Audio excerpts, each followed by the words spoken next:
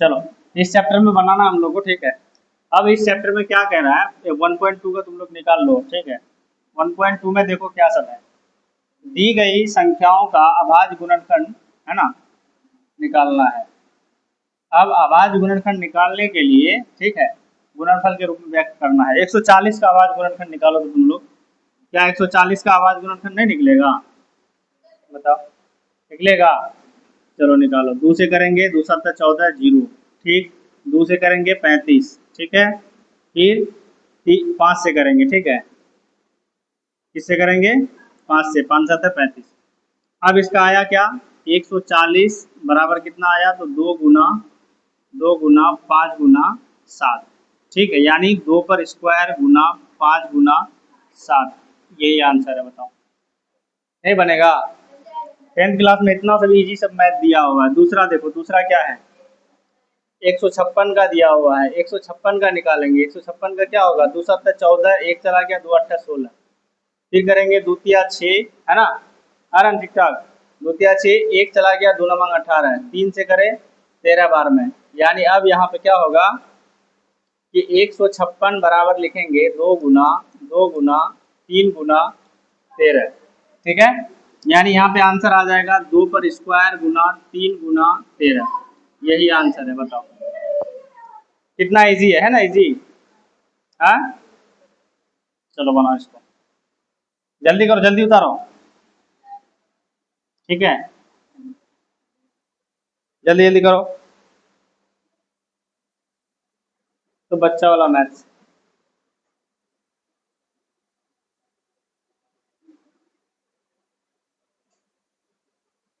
उसके बाद तीसरा मैथ क्या है, 38 25। 1 नंबर बन गया, 2 नंबर बन गया।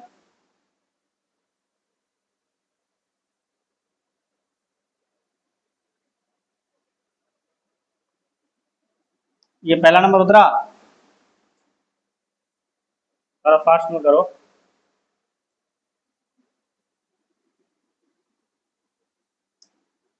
अगला नंबर है 38 25। इसको क्या करेंगे, 5 से करेंगे।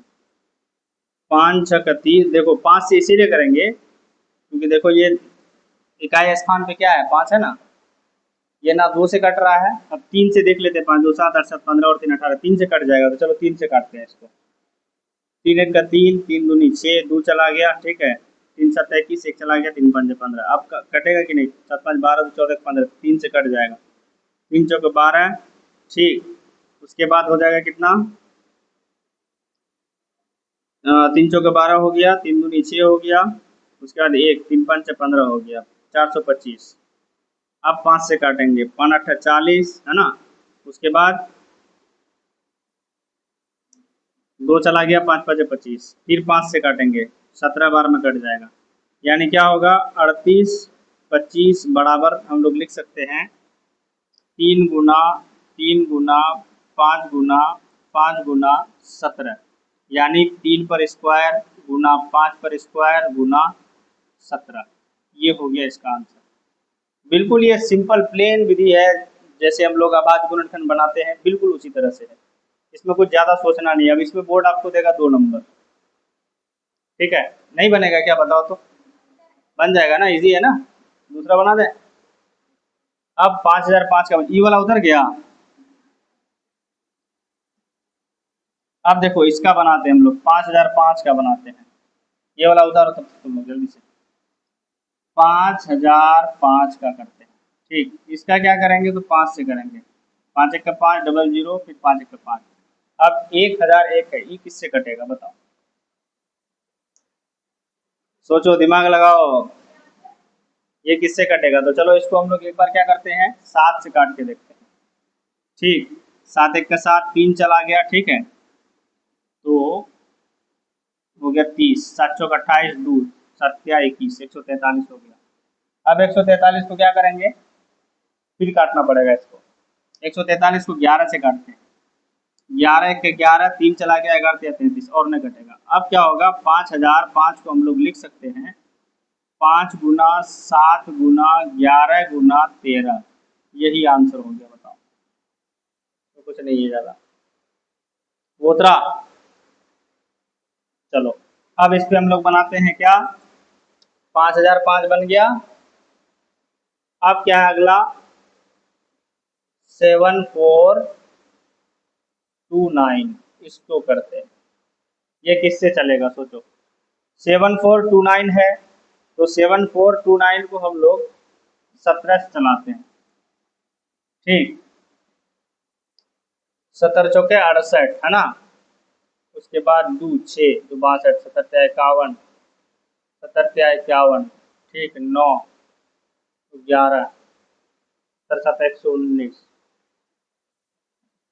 ठीक, हाँ 17 17 119, तो 437 बार में चलेगा। अब इसको चलाएंगे किससे, तो 19 से चलाते हैं, ठीक, 19 19 दूनी 38, 2 और 3 5, 19 क्या 57 23, यानी अब 74 29 का जो है आवाज गुणनफल होगा 17 गुना 19 गुना 23, यही इसका आंसर होगा। बताओ, है इजी, बन जाएगा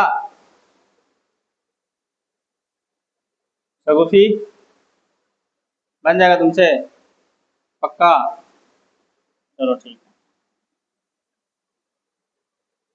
ये उतरा, इसको बनाएं, ये वाला पे हो, चलो ठीक है बनाओ।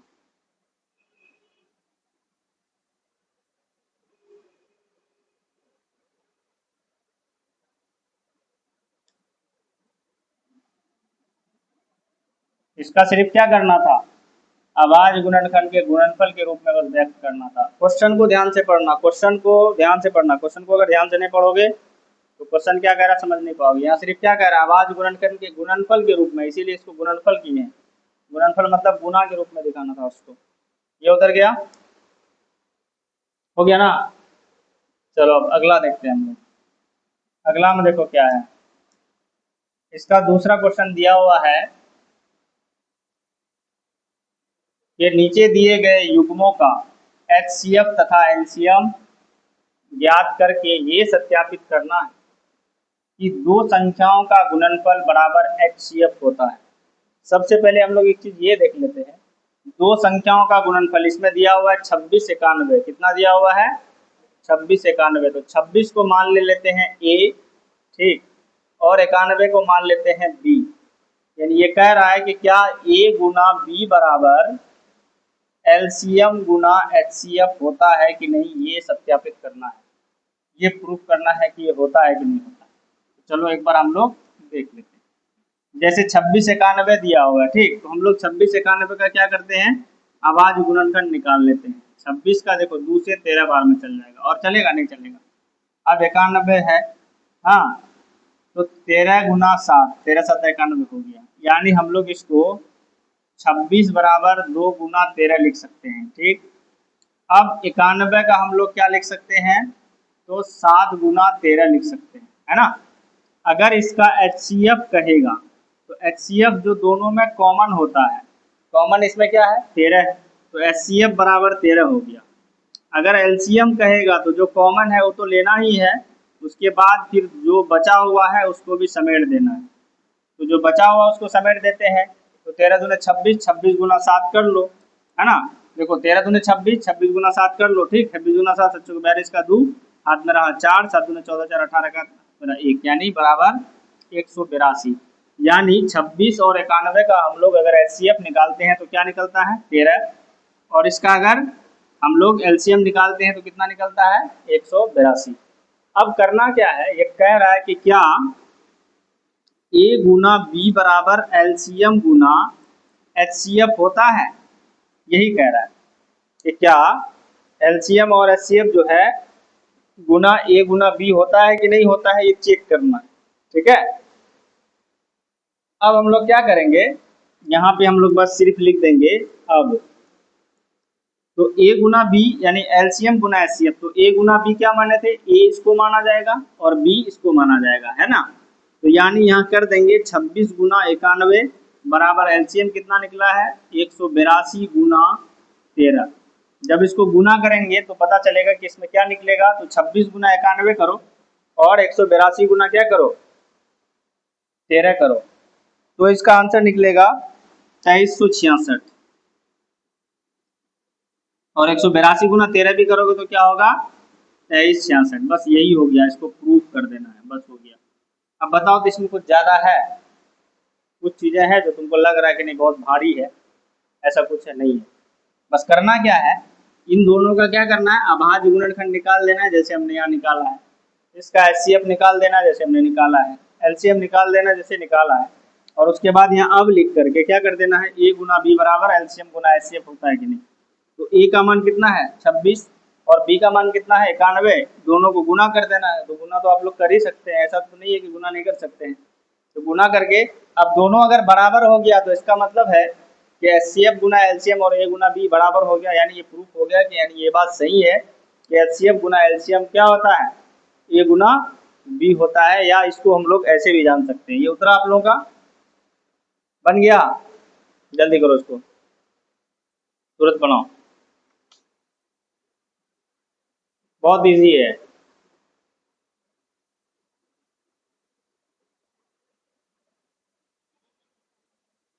अब उसी तरह से दूसरा मैच है 510 और 92। अभी उससे पहले एक चीज और बता देते हैं आप लोग को,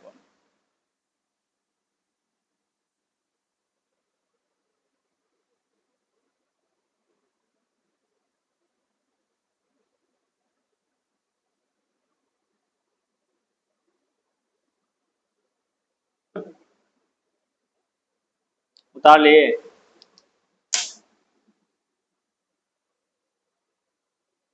हो गया ना, हो गया, जल्दी करो।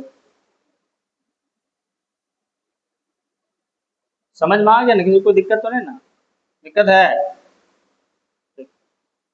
फिर कल मत कह देना सर मुझे तो समझ में नहीं आया। सारी कहानी खत्म होने के बाद तुम लोग एक ही था वाला सर क्या हुआ, सर समझ में नहीं आया सर। हाँ सर मुझे शुरू से बताइए ना क्या होता है। यही है, 7 8 नहीं अच्छे से पढ़ोगे तो यही दिक्कत होगा, 7 क्लास 8 क्लास अच्छे से नहीं पढ़ोगे दिक्कत होगा ही। S C F L C M सब तो 5 शुरू हो जाता है। हो गया ना, आगे बढ़ाएं। अब देखो इसमें एक फॉर्मूला आता है, क्या आता है कि पहली संख्या गुना दूसरी संख्या बराबर क्या होता है लॉस ऑफ गुना मौसो। लॉसो का मतलब क्या होता है लघुत्तम, है ना, मौसो का मतलब क्या होता है महत्तम, ठीक है। तो पहली संख्या को हम लोग क्या लिख सकते हैं ए, और इसको क्या लिख सकते हैं बी, और इसको क्या लिख सकते हैं एलसीएम, और इसको क्या लिख सकते हैं एचसीएम, है ना, लिख सकते हैं। तो क्या हम इसको लिख सकते हैं ए गुना बी बराबर एलसीएम गुना एचसीएफ, क्या लिख सकते हैं। अब देखो क्या हम अगर ए को सिर्फ यही छोड़ दें तो क्या हम इसको एलसीएम गुना एचसीएफ और बटे में क्या बी लिख सकते हैं, तो बोलोगे यस सर। क्या हम अगर बी को यही छोड़ दें तो क्या हम एलसीएम गुना एचसीएफ और बटे में क्या लिख सकते हैं ए लिख सकते हैं, बोलोगे यस। अब दूसरा सिचुएशन लेते हैं इस साइड क्या ले लेते हैं H C F into LCM बराबर ए इंटू बी होता है, बात वही है, बस पलट गया है चीजें। अब अगर हम यहाँ एच सी एफ को छोड़ देते हैं तो क्या हम ए गुना बी बटे एलसीएम लिख सकते हैं, बोलोगे यस सर। अगर हम एलसीएम को यहाँ ले लें तो क्या ए गुना बी बटे हम लोग इसको एच सी एफ लिख सकते हैं, बोलोगे यस सर। तो यही तो है फॉर्मूला, क्या देख रहे हो, यही है फॉर्मूला। अब इस फॉर्मूले पे तुम बना सकते हो चीजें। अब जो तुम्हारा ये दूसरा नंबर है ना, तीसरा नंबर का मैथ इसी पे दिया हुआ है। अब अगर कभी तुमको एलसीएम दे दे, किसी का लॉसो दे दे, ठीक लॉसो दे दे कि ठीक है लॉसो 12 है और मौसो कितना है 18 है, और अगर पहली संख्या 6 है तो दूसरी संख्या निकालें, दूसरी संख्या क्या होगी, बहुत इजी है, फॉर्मूला पे बैठाएंगे। दूसरी संख्या मतलब ये क्या कह रहा है बी निकालना है, तो बी का फॉर्मूला क्या है, तो एलसीएम गुना क्या होता है एचसीएफ, और बटे में क्या होगा तो ए, है ना, यानी क्या होगा ए होगा। तो एलसीएम कितना है तो 12 और गुना क्या होगा 18 और बटे में क्या जाएगा 6, तो 6 से 18 कटा तो 12 36 होगा आंसर, यही तो होगा। इसी टाइप से भी मैथ आ सकता है और आता ही है, ऐसा नहीं कि नहीं आता, आता है। बस ये है कि थोड़ा ध्यान देना है। फॉर्मूला देखो, फॉर्मूला को याद नहीं करना है, फॉर्मूला को समझना है कि कहाँ से निकल रहा है। अगर आप समझ गए तो बहुत ईजी है। अब जैसे हमने इसको अभी यहाँ समझाया, समझा है ना? हाँ, समझाने के बाद जैसे हमने ये 6 फॉर्मूला बनाया, बना ना? क्या ये 6 फॉर्मूला आपके समझ में आया? आ गया ना? अब इसको बैठ के रटोगे, ए गुना बी बराबर एलसीएम गुना एचसीएफ, ए गुना बी बराबर एलसीएम गुना एचसीएफ, होगा याद? वो याद हो जाएगा, कुछ देर बाद फिर भूल जाओगे। लेकिन अगर तुमको ये याद है कि ठीक है, हम ए किसको माने हैं, बी किसको माने, ए मतलब वो ए पहले आता है तो पहली संख्या, बी उसके बाद आता है दूसरी संख्या, ए के बाद में बी आता है, तो इसको अल्फाबेटिकल हम लोग मान लिए हैं। इसीलिए ए गुना बी बराबर क्या होता है, एलसीएम गुना एचसीएफ। अगर हम ए को यही छोड़ दें, बी अगर यहाँ गुना से उस पार जाएगा तो भागा में जाएगा ना? बताए थे ना कि अगर प्लस जो है बराबर के उस पार जाएगा तो क्या होगा, माइनस होगा। माइनस जो है बराबर के उस पार जाएगा तो क्या होगा, प्लस होगा। गुना जब बराबर के उस पार जाता है तो भागा में चले जाता है, और भागा जब बराबर के उस पार में जाता है तो क्या होता है, गुना में चले जाता है। ये भी हमने बताया, बताया कि नहीं बताया? जब ये बताने के बाद तो ये बहुत इजी है, इजी है ना? अब देखो दूसरा वाला मैथ हम लोग बनाते हैं। दूसरा वाला मैथ क्या है, 510 और 92 का हम लोग को करना है, एचसीएफ और एलसीएम निकालना है। यानी 510 को हम लोग लिख देते हैं और फिर किसको लिखते हैं, 92 यानी 92 को लिख देते हैं। 510 का हम लोग करते हैं इसका आवाज गुणनखंड, 2 दूनी 4, 1 चला गया, 2 पंचे 10, 1 चला गया, फिर 2 पंचे 10, फिर 5 से करते हैं, 5 5 25, है ना? उसके बाद क्या हो जाएगा, 5 1 5, फिर करते हैं 3 से करते हैं 77 51, है ना? अब इसको आ जाते हैं 2 से करते हैं, 2 चौका 8, 1 चला गया, 2 चौका 12, 2 से 23 हो जाएगा, उससे उसके बाद और नहीं कटेगा। अब हम लोग यहाँ लिख लेते हैं 510, हाँ, यानी 510 को हम लोग क्या क्या लिख सकते हैं, तो 2 गुना 5 गुना 3 गुना 17। क्या हम 92 को क्या क्या लिख सकते हैं, तो 2 गुना 23। अब इन दोनों में कॉमन क्या मिल रहा है, 2 मिला, और उसके बाद कोई कॉमन आपको नजर आ रहा है? हमको तो नजर नहीं आ रहा है। तो एचसीएफ क्या होगा बताओ तो, हैं? 2, क्योंकि जो कॉमन मिल रहा है वही होगा। और एलसीएम क्या होगा, एलसीएम जो कॉमन है उसमें से एक तो ले लेंगे, इसमें से एक तो ले लिए, बाकी सब को गुना कर दिए। अब क्या हुआ, 2 गुना, आप इधर से लेके जाओ, 5 गुना 3 गुना 17 गुना फिर 2 गुना फिर क्या होगा 23, बराबर जितना होगा आंसर होगा। अब गुना कर लो क्या कितना हो जाएगा, इसका अगर गुना करोगे तो इसका गुना तुम्हारा निकल जाएगा कितना, 23,460। कितना निकलेगा, 23,460। यानी हमारा एचसीएफ निकल गया और एलसीएम निकल गया। अब हम लोग क्या करते हैं, यहाँ पे हम लोग लिखते हैं अब ए गुना बी बराबर क्या होता है, एलसीएम गुना एचसीएफ। बोलो ना, ए गुना बी बराबर क्या होता है, एलसीएम गुना एचसीएफ। तो ए क्या है, 510 गुना बी क्या है, तो 92 है ना?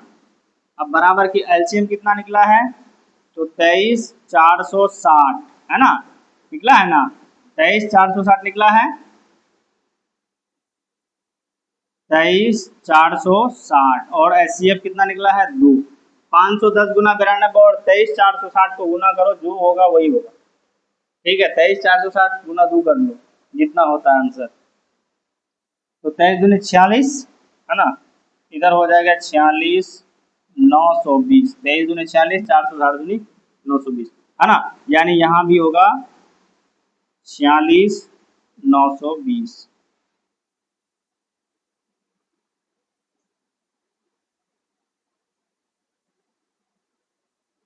46,920। अब हम लोग बस यहाँ पे क्या लिख देंगे, प्रूफ। बस हो गया ये आंसर। बताओ भारी है क्या, कितना भारी है, 5 किलो कि 2 किलो, है ना? इजी है ना? अब आ जाते हैं तीसरा नंबर। तीसरा नंबर क्या है, 336 और 54 का निकालना है। ये हो गया, कंप्लीट हो गया। ठीक, अब हम लोग आते हैं 336 और 54 का। तो 336 इसी तरह से हम लोग क्या करेंगे, लिख देंगे, और फिर क्या कर देंगे, 54 को लिख देंगे। ठीक, अब 336 को करते हैं, 2 1 का 2, 1 चला गया, है ना? तो 13 हो गया, 2 चौके 12, एक चला गया, 2 अट्ठा 16 हो जाएगा। फिर 2 से करेंगे, 2 अट्ठा 16, 2 चौके 8 84, 2 से करेंगे 4 2 42, 2 से करेंगे 21, फिर 3 से करेंगे 3 7 21, है ना, ये आया। अब इसको आ जाओ 2 से 27, है ना, 27 दूनी 54 होता है, 3 नमा 27, फिर क्या होगा 3 तिया 9, कितना होगा। अब हम लोग क्या करेंगे 336 लिख देंगे, और 336 के बदले 1 2 3 4 को 2 है, 1 2 3 4 को 2 है, उसके बाद क्या है 3 है, फिर 7 है ना, ये ना है। अब 54 को करते हैं, तो 54 क्या है, तो 3 गुना 2 भी है ना, 2 गुना 3 गुना 3 गुना फिर 3 है, यानी ये 3 इसके साथ मिल रहा है और ये 2 इसके साथ मिल रहा है, यानी HCF अब क्या होगा, तो 2 गुना 3 यानी 6 होगा। और एलसीएम क्या होगा, तो जो दोनों में कॉमन मिला है उसको लेना है, यानी 2 गुना 3 ले लिए, उसके बाद जो बचा है, तो 3 को 2 यहाँ बचा है ना, 3 को 2 बचा है ना, 1 2 3 को 2 बचा है, गुना 7, फिर 2 को 3 बचा है। अब इसको गुना कर लेते हैं, 2 तिया 6, 6 दूना 12, 12 24, 24 दूना 48 है, 48 गुना 7 करो, उसके बाद फिर गुना, फिर क्या करो 3 करो, फिर 3 करो, यानी इसको इसके लेते हैं, 3 तिया 9, 9 दूना 18, 18 दूना 36, 36 दूना 72, 72 दूना 144, 144 गुना 3, है ना, तो 144 गुना 3 कर लेते हैं, 432 गुना 7 कर लेते हैं, 1 7 21, 22 का 2 मेरा 2, 7 का 28, 30 का 3024, कितना होगा, इसका आंसर हो जाएगा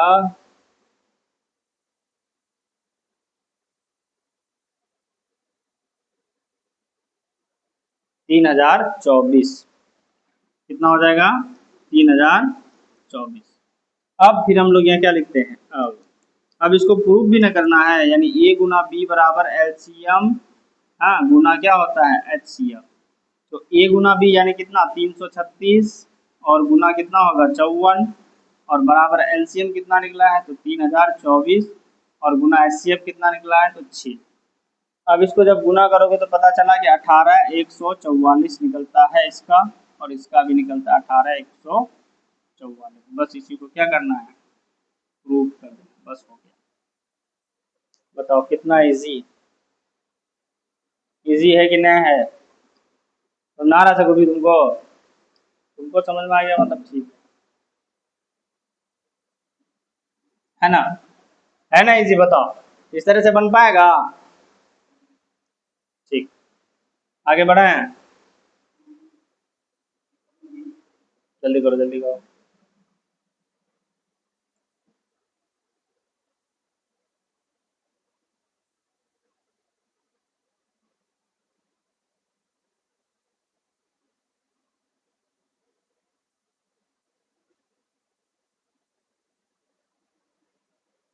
अब देखो जो हम फॉर्मूला बताए थे उसी के फॉर्मूला के अकॉर्डिंग अब मैथ आ जाएगा, ये 2 नंबर है ना, जैसे हम लोग 3 नंबर में पूछेंगे तो मैथ आ जाएगा उस टाइप से बोलते हैं कि फॉर्मूला को थोड़ा सा ध्यान में रखो, फॉर्मूला याद रहेगा तो मैथ बनेगा।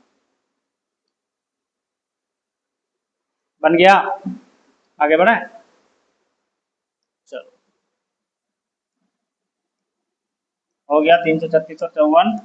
अब देखो अगला मैथ क्या है, अगला मैथ है आवाज गुणनखंड विधि से निम्नलिखित पूर्णांकों का एचसीएफ और एलसीएम निकाला है, फिर वही दिया है, तीसरा नंबर का भी वही दिया है, फिर इसका भी एलसीएम और एचसीएफ निकालना, बस इसमें ज्यादा कुछ नहीं है, एचसीएफ और एलसीएम निकालना, ये तो आप लोगों से भी बन सकता है, बहुत इजी है। 12 15 21 का आवाज गुणनखंड विधि द्वारा, तो हम लोग क्या करेंगे, जैसे पहला नंबर देखो 12 है, 15 है और 21 है, तो हम लोग क्या करेंगे 12 का निकालेंगे, है ना, किसका निकालेंगे 12 का निकालेंगे, 3 चौके 12, नहीं गलत बात, 12 निकालेंगे 2 से करेंगे, 2 चौके 12, फिर 2 किया 6, ठीक, उसके बाद आ जाओ 15 का निकालेंगे, 15 का निकालेंगे 2 से नहीं कटेगा इसलिए 3 5 से 15, 21 का निकालेंगे, 21 का देखो किससे कटेगा, तो 3 से कटेगा, 3 7 21, कितना हो गया। अब यहाँ क्या करना है कि 12 लिख देना है, 12 बराबर क्या होगा, तो 2 गुना 3, 15 बराबर क्या होगा, तो 3 गुना 5, और उसके बाद देखो 21 बराबर क्या होगा, तो 3 गुना 7, कॉमन देखो क्या मिल रहा है, ये देखो 3 ऐसे करके डांस करते हुए मिल गया, 3 मिला। अब हम लोग यहाँ क्या लिखेंगे, एच सी एफ। तो एच सी एफ क्या मिला, 3। और एलसीएम क्या मिला, तो जो कॉमन है उसको तो लेना ही है 3। अब बाकी सबको गुना कर देना है, यानी 2 गुना 2 गुना 5 गुना 7। 7×5 = 35, 35 × 70, 70 × 140, 140 × 14 42, 420। कितना निकला, तो 420। बस हो गया, यही आंसर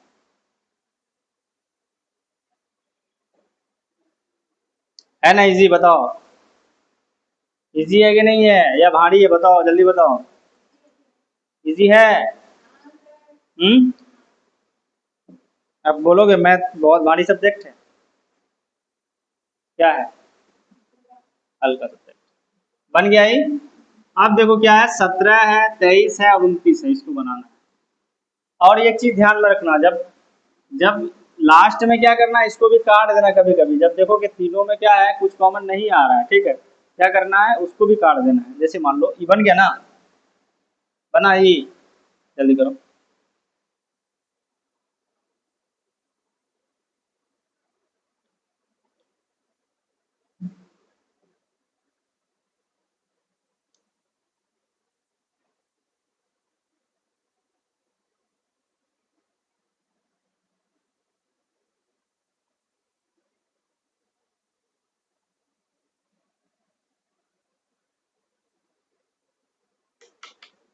हो गया, हो गया ना। चलो ठीक, आगे बढ़ते हैं। ये पहला नंबर था। अब देखो दूसरा नंबर में क्या है, 17 23 और 29। 17 23 और 29। देखो 17 नहीं कट रहा है, तो इसलिए 17 को एक बार से काट देंगे। 23 नहीं कट रहा है, तो क्या करेंगे, 23 को एक बार में काट देंगे। 29 नहीं कट रहा है, तो 29 से एक बार में काट देंगे। कहीं ना कहीं अब 17 बराबर क्या हो जाएगा, तो 1 × 17। अब 23 क्या होगा, तो 1 × 23। और 29 क्या होगा, तो 1 × 29। अब देखो कॉमन कौन मिल रहा है, 1, इसीलिए यहाँ क्या होगा, एचसीएफ बराबर क्या होगा, 1। और एलसीएम बराबर क्या हो जाएगा जी, तो 17 × 23 × 29। अब 17 × 23 × 29 बराबर कितना होता है, तो 11 339। यही हो गया आंसर। बताओ, भारी है क्या। नहीं ना है।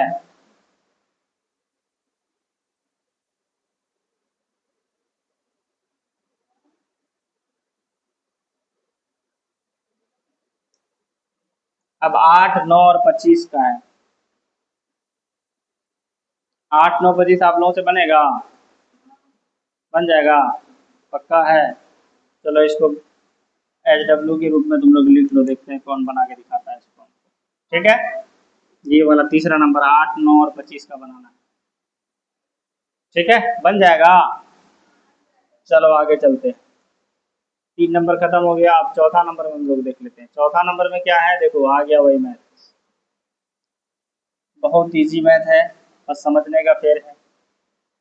ठीक, एच सी एफ 306 और 657 बराबर 9 दिया है। देखो ध्यान दो, एच सी एफ दिया हुआ है, एच सी एफ क्या दिया हुआ है, 306 और 657 का दिया हुआ है, कितना, 9 है ना। एच सी एफ दिया हुआ है, ये ए होगा ये बी होगा, है ना। ये क्या है, ए है और ये बी है। और एच सी एफ दिया हुआ है 9, तो हमको क्या निकालना है, बताओ, एलसीएम ने निकालना है जी। तो एलसीएम बराबर क्या होता है, तो A × B क्या होता है, एच सी एफ होता है ना, पढ़े थे ना अभी। अब देखो ए और बी का मान क्या है, तो 306 × 657 तो दिया हुआ है। एच सी एफ कितना दिया हुआ है, 9। अब 9 से काट देंगे, देखो 9 से काटेंगे, 9 तिया 27, 3 गया, 9 चौक 36। यानी अब बचा क्या, तो 34 × 657, यानी 34 × 657 को अगर हम गुना करते हैं तो कितना आंसर होता है। ठीक,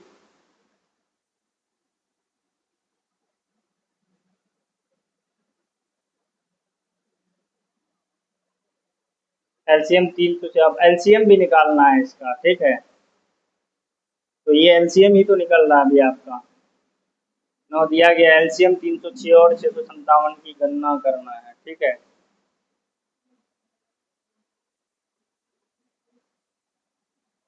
यानी इसका हो जाएगा 306,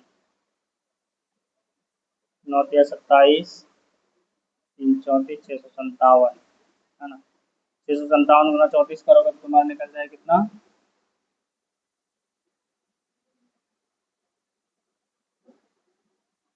22,338, कितना निकलेगा, 22,338, यही आंसर हो गया। बहुत इजी है, बहुत इजी है ना। इजी, बताओ फॉर्मूला अभी बताया, अभी काम आ गया। 4 नंबर मैथ खत्म हो गया आप लोग का। देखो यार, ये ए दिया हुआ है ना, इसको मान लो ए है, ये बी है, ठीक। इसीलिए ए गुना बी बटे क्या होगा, एच सी एफ होगा ना। एच सी एफ तो दिया हुआ है 9, है ना। एच सी एफ इतना इतना करके 9 निकला, काट दिए उसको। अब गुना करेंगे इसको तो क्या निकलेगा, 22,338, यही आंसर है, ज्यादा कुछ नहीं है। अब बोलोगे सर मैथ भारी है क्या भारी, नहीं लग रहा भारी आज। बन गया, आगे चलें। हम्म, क्या बोले, चलो जल्दी करो जल्दी करो।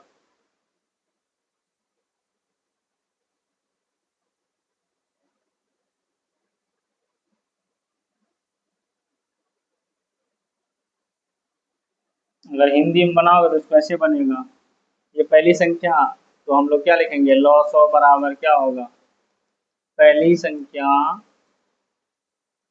गुना क्या होगा, दूसरी संख्या, और बटे में क्या होगा, 900। ठीक, पहली संख्या कितना है तो 306 गुना क्या होगा, 657 बटे 909, 9 × 27, 3 × 9 = 36, 34 बार, यानी 34 गुना 657 करेंगे, बराबर कितना होगा, 22,338, ये आंसर। बताओ, बन गया, दोनों तरीके से बनना। नहीं नहीं, सिर्फ इसको उतार लेना है, इतना हो गया काफी, ठीक है। आगे चलते हैं। अब देखो, अब अगला मैथ है 5 नंबर का मैथ। 5 नंबर का मैथ कहता है, ये परीक्षण करना है कि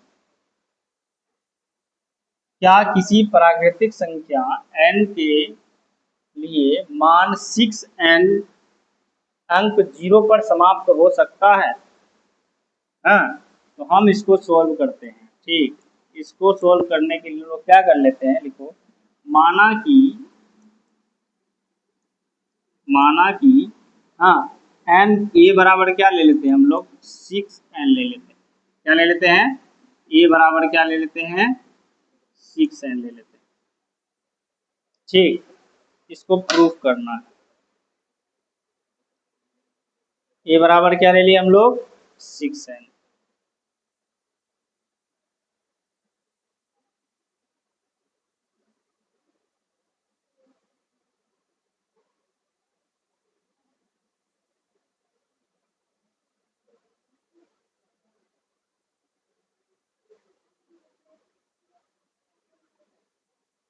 क्या हम इसको ए बराबर 2 × 3 पर पावर n लिख सकते हैं, लिख सकते हैं कि नहीं लिख सकते हैं।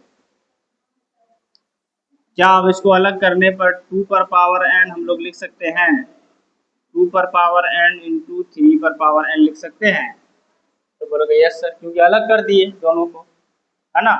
2 × 3 कर सकते हैं ना, 6, तो 2 पर पावर n और 3 पर पावर n हो गया।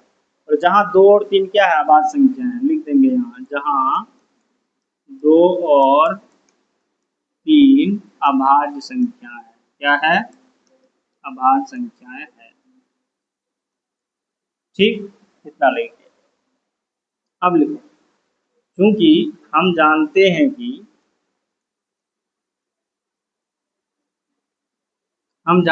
कि किसी संख्या का अंक शून्य में तभी होता है, किसी संख्या का अंक किसी संख्या का अंक शून्य तभी होता है, ठीक। शून्य तभी होता है जब 2 और 5 के धनात्मक घात, जब 2 और 5 के धनात्मक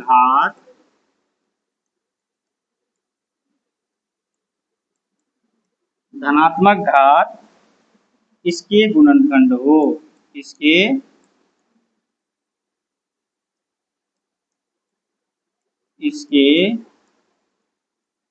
गुणनखंड हो। क्योंकि हम लोगों ने पढ़ा था कि कोई भी संख्या 0 पे तभी समाप्त हो सकती है जब जिसका पावर 2 पर पावर n इंटू 5 पर पावर n का हो सकता है। ठीक है, ऐसा हो सकता है, समझे। अब इससे आगे हम लोग क्या लिखेंगे कि ये तभी 0 पर समाप्त होगी जब क्या होगा, 2 पर पावर n या फिर 5 पर पावर n के रूप का होगा तभी। अब 2 पर पावर n और क्या था, ये बराबर क्या था, 2 पर पावर n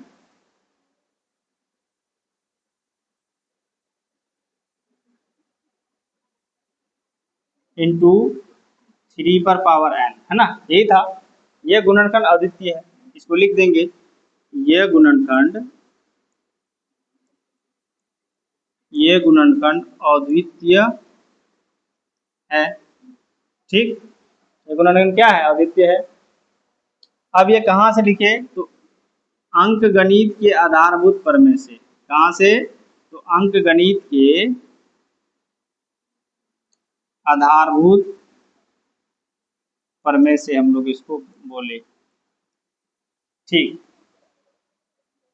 अतः 2 और 3 अतिरिक्त कोई दूसरी भाज्य संख्या,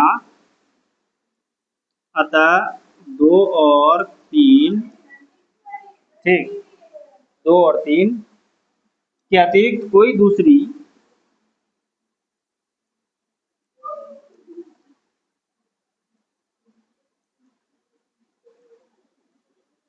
दूसरी अभाज्य संख्या a का गुणनखंड नहीं हो सकता है। अभाज्य संख्या a का गुणनखंड नहीं हो सकता है,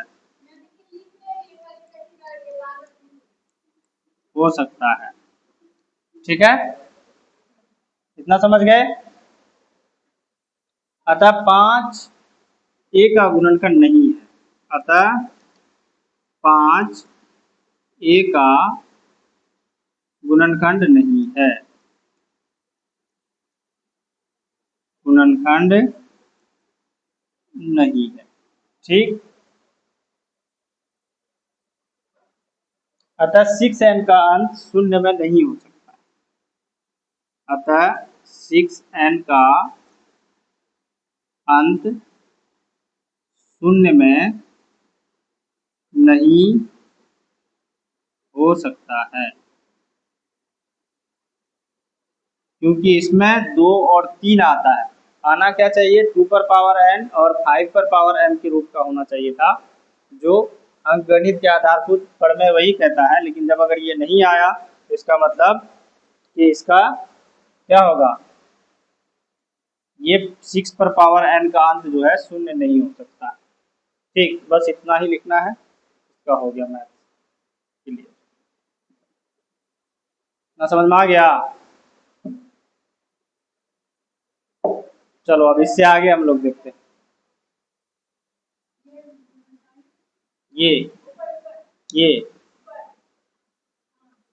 ये बराबर 2 पर पावर n इंटू 3 पर पावर n के रूप का है ना, यहाँ पे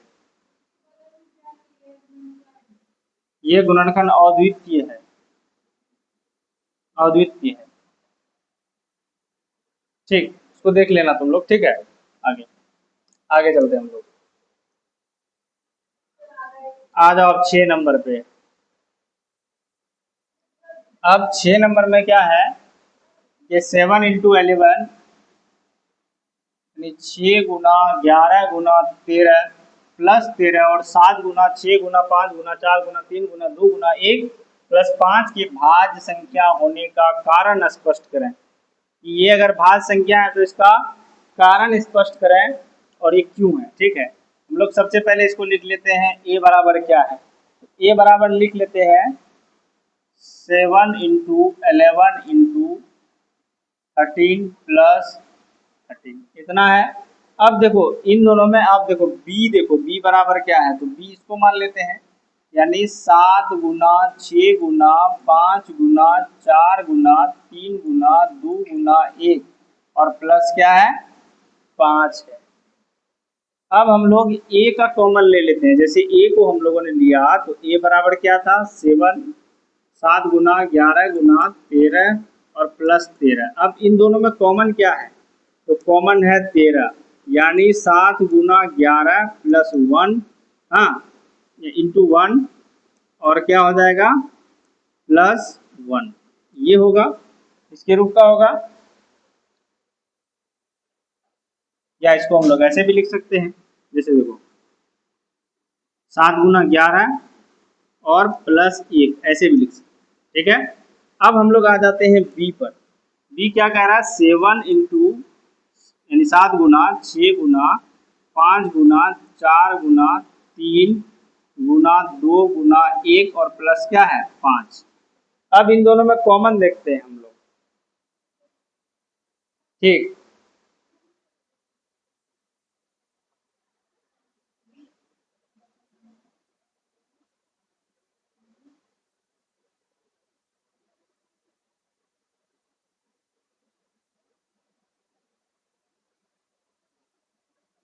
इन दोनों में जब अगर हम लोग कॉमन देखते हैं तो 5 आ जाता है कॉमन। क्या आता है 5।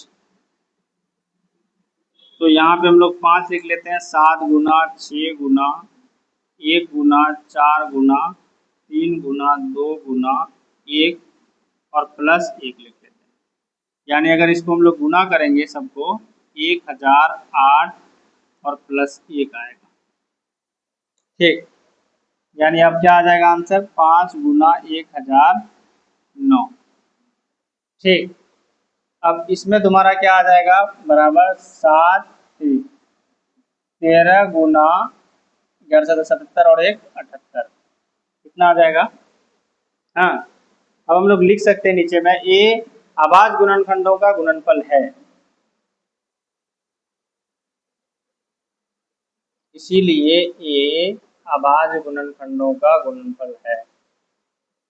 अभाज्य गुणनखंडों का गुणनफल है, ठीक। अब इसको हम लोग लिख सकते हैं, अतः यह भाज्य संख्या है, अतः यह भाज्य संख्या है। अब बी के लिए लिखते हैं, इसलिए बी जो है ये क्या है अभाज्य गुणनखंडों का गुणनफल है। अभाज्य गुणनखंडों का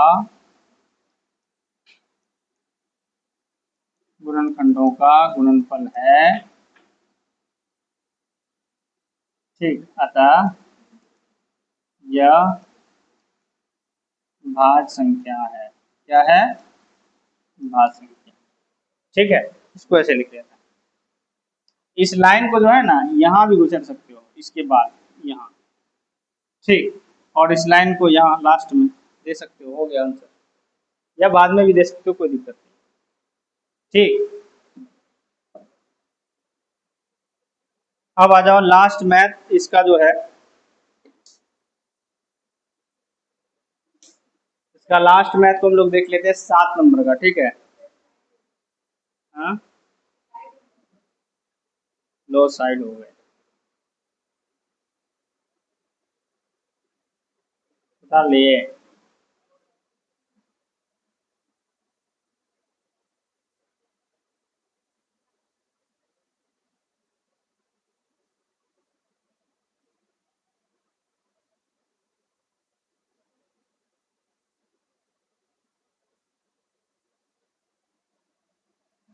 चलो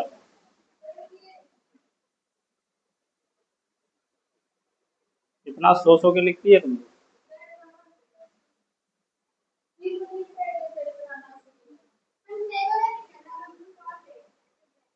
चलो ठीक है, बाद में फिर मत कहना कि बाबू समझ में नहीं आया सर। यहीं से उठा फेंक के मारेंगे ये।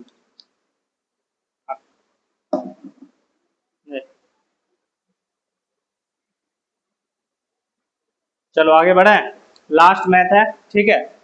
इसके बाद 6 नंबर हो गया, 7वां नंबर है, जल्दी करो। हो गया, तुम लोग हो गया सबका?